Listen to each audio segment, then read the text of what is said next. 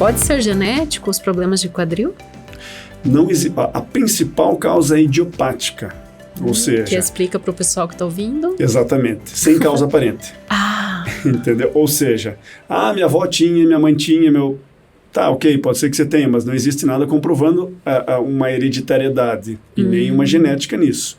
Então, assim, as causas do desgaste do quadril, que seria a artrose, elas podem ser causas primárias ou causas secundárias. Primárias é quando não tem uma causa aparente, a doença se desenvolveu ali mesmo. Ou secundário, algum outro problema. Pode ser secundário a uma fratura, secundário a algum trauma, secundário a alguma doença metabólica, artrite reumatoide. O que está muito comum pós-pandemia, que você citou antes, são as necrose avascular da cabeça femoral, que antes, pré-pandemia, eram menos comuns e agora elas se tornaram muito comuns e que afetam principalmente pacientes jovens.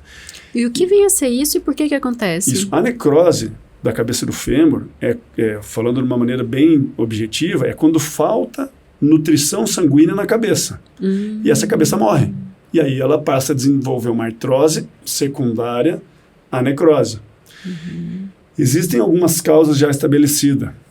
A principal também é idiopática. Mas na fisiopatologia, o que a gente tem que pensar? Que aconteceu alguma coisa que interrompeu a nutrição para aquela cabeça.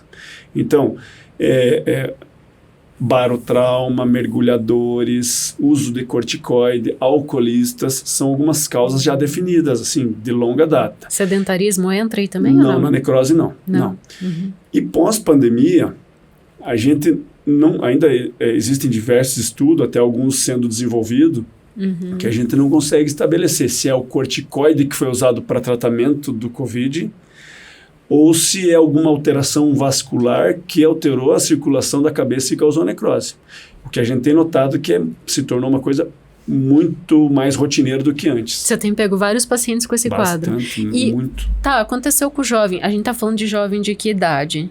Assim. Entre 30 e 40 anos. E qual que é o sintoma para ele desconfiar que está com isso? É dor anterior do quadril. Assim, o paciente já chega referindo e chega com a mão. Doutor, me dói aqui. Que é perto da virilha. Na virilha. Na virilha, exatamente, uhum. Entendeu? E aí, e essa dor, como eu falei antes, ela pode ser referida na coxa, no glúteo, mas normalmente é dor anterior do quadril.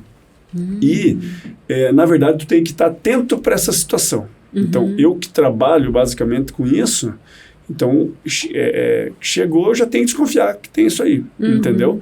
Às vezes, um ortopedista geral, ou até um clínico geral, não tem essa obrigação, até porque não é da área dele. Mas tem que estar atento e daí, em alguns casos, até fazer exames precoces que diagnostiquem a doença. Porque quanto mais precocemente diagnosticada, melhor será curada. Ou antes será curada, entende? E um caso tardio, às vezes não tem o que fazer e leva à prótese. Inscreva-se no canal do YouTube da Unimed Pato Branco. Siga o podcast Fala aí Doutor no Spotify.